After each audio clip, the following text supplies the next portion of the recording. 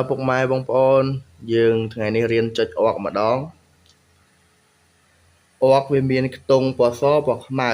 បាទអុកឬក៏យើងហៅថា keyboard ឬ piano ហ្នឹងអញ្ចឹងដើម្បីយើងស្គាល់អាក្របដូគឺយើងត្រូវចំណាំមើលអាខ្មៅ2នេះវាមានខ្មៅ2ខ្មៅ3ជាប់គ្នាអញ្ចឹងបើកាលណាក្រោមខ្មៅ2វាគឺក្របដូ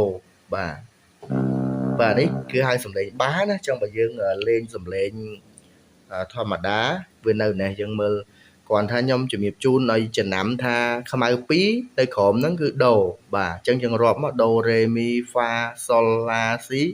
ដូវិញទៀតនេះឃើញខ្មៅ2ទៀតអញ្ចឹងរាប់ទៀតដូរ៉េមីហ្វាសូលឡាស៊ីដូបាទអញ្ចឹងនេះឲ្យតែក្រោមខ្មៅ2គឺដូអញ្ចឹងស្រួលដើម្បីរៀនដំបងចំណាំរដូគឺយើងមើលខ្មៅ2ឧទាហរណ៍ដូរ៉េមីហ្វាសូលបាទអញ្ចឹងយើងរៀនដំបងរៀន5ហ្នឹងសិនមក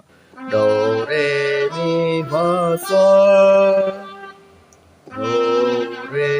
មីហ្វាសូលដល់ពេលយើងលេងចង់ឲ្យដល់ដូរ៉េមី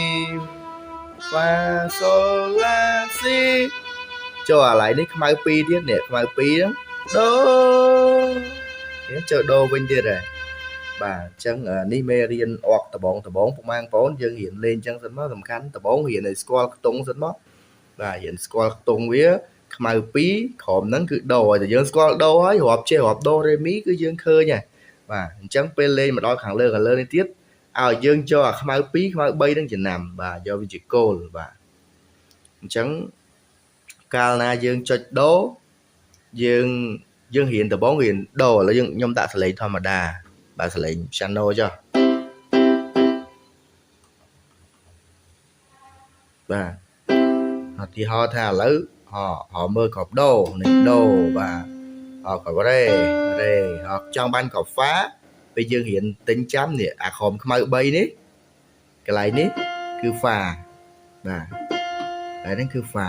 ដល់ចង់បានសុលយើងចំណាំទៅហ្វាហើយសុលវាចិត្តគ្នាអុកចិត្តគ្នាហ្វាសុលវាមកតង់អញ្ចឹងវាចិត្តគ្នាហ្នឹងហ្វាសុលបាទបើក្របខ្មៅគេហៅថាចូលអាក្រប jazz ឬ bemol វិញអញ្ចឹងទីថាឥឡូវដល់ដូទៀតយើងមើលមកវឹងមកអញ្ចឹងមកនេះដូទៀតដល់ពេលមើលទៀតអានេះខ្មៅ2អានេះដូទៀតបាទអញ្ចឹងអាហ្នឹងរបៀបមើលមេរៀនដំបងរៀនអុកយើងរៀនមើលរៀនខ្ទង់រៀនណោតនៅលើខ្ទង់ហ្នឹងបាទដូរ៉េមីហ្វាសូលរៀន5ហ្នឹងសិនក៏បានដែរក៏ដៃយើងរៀងធ្វើម៉េចឲ្យលើកខ្ពស់ជាង piano ឬអុកហ្នឹងមកហើយយើងចូលអាចុងម្រាមនេះចុចដូចគ្នាចឹងដៃយើងរៀងកោងវាចេះរៀងកោងនៅលើអុកហ្នឹងយើងកោងដើម្បីចុចបាទម្ដងទៀតឥឡូវដូនៅណាគឺដូនៅក្រោមខ្មៅ2ហើយហ្វានៅណាហ្វាគឺនៅក្រោមខ្មៅ3នេះបាទអញ្ចឹងមកចាប់ផ្ដើមដូរ៉េមីហ្វាសូហ្វាមីរ៉េដូយើងលេងចង់ដល់ដូនេះ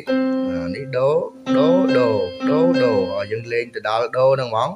ដូរ៉េមីហ្វាសូឡាស៊ីដូ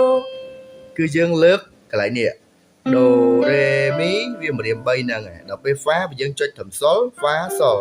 តែបើយើងចង់ឲ្យដៃយើងរត់ពីហ្នឹងមកដល់ដូនេះយើងលេងដូរ៉េមី